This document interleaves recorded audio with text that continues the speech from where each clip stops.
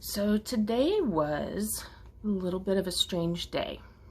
I ventured out for the first time on my own, by myself, to a place where I actually had to purchase something. And today is the first time that I've had to do that since March 7th, I think. Every other time that I've been out, it's been either for a medical appointment or my husband has been with me. And today was the first time that I went out by myself, only depending on myself, and it was scary, but it was good. I needed to go out and I needed to do that.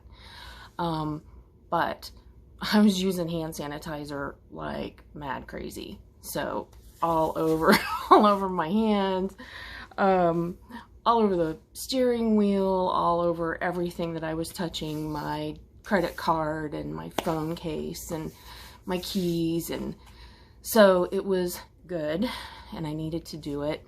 It was nerve-wracking at the same time, but it was good. So I was in pain for quite a bit today, and I would notice that I would be driving, and so you can see I've got my lidocaine patches ready to go for tonight on my wrists. So I would be driving like this and realize that the top of my hand was hurting and my wrist was hurting. And so I'd kind of have to shake it off a little bit and find a different place on the steering wheel to grab a hold of. What I think I want to do is put a picture in here that's going to show you how many joints you have in your hands and in your feet. So I'm going to pause, I'm going to get that picture, and then I'll be right back.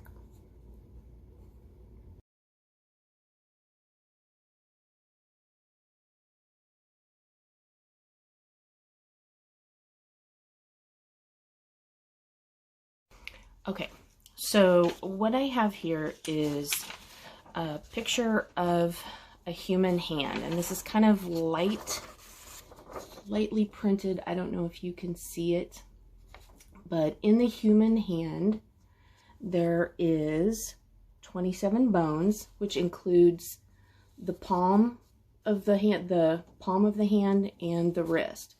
So this is like the top of your hand right here, coming across right here. Those are the long bones, and then these are each of your knuckles. This is done in the palm of your hand, down here, and then down into the wrist. So there are 27 bones and 27 joints in your hand. In your foot, so this is your foot. In your foot, there are 28 bones and 30 joints. And I don't know why that number is different on the foot. So 28 bones and 30 joints in the foot. And you can see this is over the top part of your foot. You've got joints coming along in here in several different places. And then you have multiple joints in each toe. And the reason that I wanted to show you this is because when I'm driving, so I can feel the pain in my knuckles here, the joints that we know as our knuckles, but I'm also feeling pain down here in this part of my hand. So I'm down in here, up on the other side, and it's radiating this way. And that affects any kind of movement, side to side, front to back, like that. And so as I'm holding the steering wheel, that is causing me discomfort. So I'm having to figure out how I'm going to put my hands on the steering wheel. My feet were also hurting today, and if you again look at the foot, my feet were hurting across the tops of the feet today, and underneath on the ball part of my foot. So underneath here on the ball part of my foot, felt like I was walking on rocks today, even though I had on very comfortable shoes. So I would spend as much time as I could trying to tune it out, you know, so I'm out, I'm doing my thing today, I'm on my own, I'm going to do this. And every now and then these little reminders, like a ping, you know, a little pain ping would happen. And it would remind me that, yeah, there's a joint in there and it's hurting. And though my errand gave me something to take my mind off of that today, the pain was high enough on the pain scale that it would kind of seep back in to my thoughts. And I don't have my pain scale with me, but I would probably say it was like a 5 or a 6 today. I will put the pain scale that I use up here so you can see which one I use and how it describes each level of pain.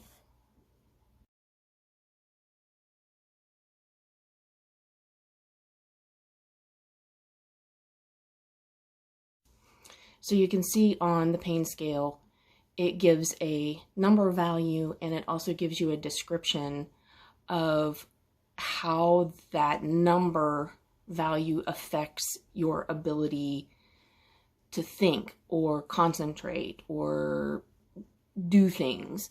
And I really, really like this particular pain scale. I think it's a really good one. And it's very helpful when I'm at the doctor's office and they're asking me, what's your pain level today? And that way you don't just pull a number out of your butt. You can say, hey, here's my pain scale that I use, and today is a 6. So feel free to use that. I will put a link to that page that I printed in the comments if I'm smart enough to figure out how to do that. So moving on. After that errand, I decided that I was going to meet up with a friend, and this friend that I met up with, she also has rheumatoid arthritis. She has a couple of other autoimmune diseases, and we just started talking. We started talking actually about pain medications and you know, how to handle pain and things like that. And just the way that the conversation went, it was a conversation where I was talking to somebody who gets it. You know, oh, I feel like Joey from Friends when he's using the quotation marks incorrectly. She gets it. She understands what I'm going through. She understands when I say that joint right there is killing me, or that joint on my top of my foot is killing me. I mean, she totally understands it. And she knew some of the tricks that I use because she has done them herself to try to get through the day and try to get through dealing with pain, and how you manipulate your day to try to weave your way through with as little pain as possible. And we started talking also about other things like Reiki, yoga, meditation, envisioning, like doing a vision board, so envisioning things like that. And the whole conversation just was overwhelming because it was to a person who I didn't have to explain the disease before I started talking about it. So I didn't have to explain what rheumatoid arthritis was before I started talking to her about it. She already knew. I didn't have to educate somebody on the topic before I actually then could have a conversation. And then when I did start talking about something, she totally related on every level, and I didn't have to explain why I felt that way or what happened, what changed, what was different, why didn't you take this medication or why didn't you do that? She already got it. She already knew. I didn't have to explain it. And so it made for a very overwhelming, unusual conversation that I don't have often at all. Most of the times, my conversations about my disease are with my doctor, and he's the primary person, or his nurse. They're the primary people who get it about this disease. It's very rare that I run into a person that actually has the same disease as me, and we're talking and we're sharing the same experiences and the same feelings about it, and we're kind of both in the same place, both physically and mentally, where we're able to cope with things, and where we're kind of in the same place also with our disease progression. So it was just weird. I found it very emotional, and I think I found a good person. I think I found a good resource that I can talk to. She has different outlooks on life. Some I prescribe to, some I don't subscribe to, some I don't, but that's okay. I think she would be a really good person for me to kind of connect with whenever I'm feeling those really down moments, or if I need somebody that I can just talk to about it, and I can just know that there's somebody who absolutely understands what I'm feeling. So so I came home after that, and we had some friends over. They're getting married this weekend, and it was very sweet to talk to them and see them planning for their wedding that's coming up on Sunday. And it was just nice to visit with them. And then in that same moment, as I'm thinking how nice this is, we all had on masks, and it was just weird.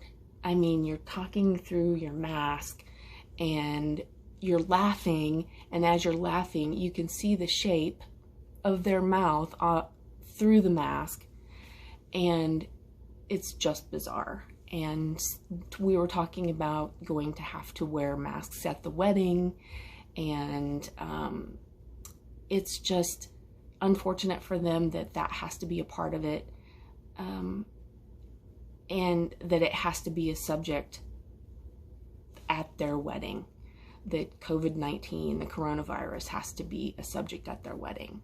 Even if nobody ever says the description of the virus, it's still being brought up non-verbally with people wearing masks and sitting 6 to 10 feet apart. And so anyway, it was just weird not being able to hug them and congratulate them tonight, and having our masks on and having this conversation, and it just made for a weird day.